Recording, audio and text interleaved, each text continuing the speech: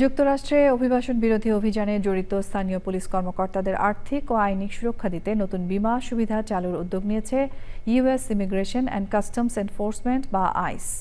তবে মানবাধিকার রক্ষাকারীরা অভিযোগ করেছেন এই পদক্ষেপের মাধ্যমে আইনশৃঙ্খলা বাহিনীকে অন্যায্য আইনি ছাড় দেওয়ার অপচেষ্টা চলছে। লুৎফুর রহমান সোহাগের রিপোর্ট।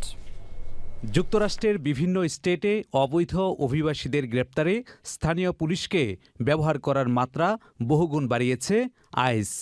তবে অভিযানে আইনি জটিলতা বা অনাচারের অভিযোগে পুলিশ কর্মকর্তাদের যাতে ব্যক্তিগতভাবে কোনো আর্থিক ক্ষতির সম্মুখীন হতে না হয় সেজন্য বিশেষ আইনি বীমা কর্মসূচির প্রস্তাব করেছে সংস্থাটি।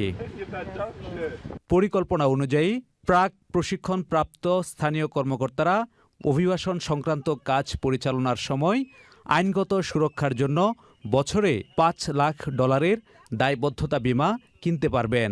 প্রতি বছর কর্মকর্তা প্রতি নির্ধারিত $250 পর্যন্ত প্রিমিয়াম খরচ বহন করবে আইস নিজেই।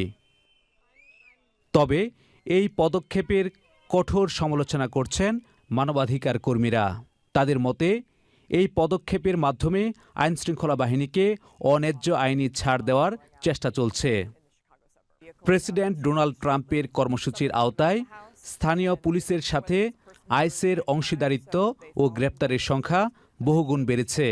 চলতি বছরের প্রথম 2 মাসেই এই চুক্তির আওতায় মাসে গড়ে প্রায় 3000 ব্যক্তি গ্রেপ্তার হয়েছেন, যা আগের তুলনায় প্রায় 12 গুণ বেশি।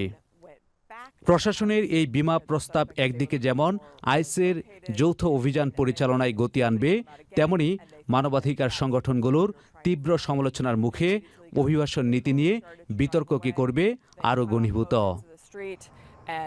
লুৎফুর রহমান সোহাগ, চ্যানেল আই।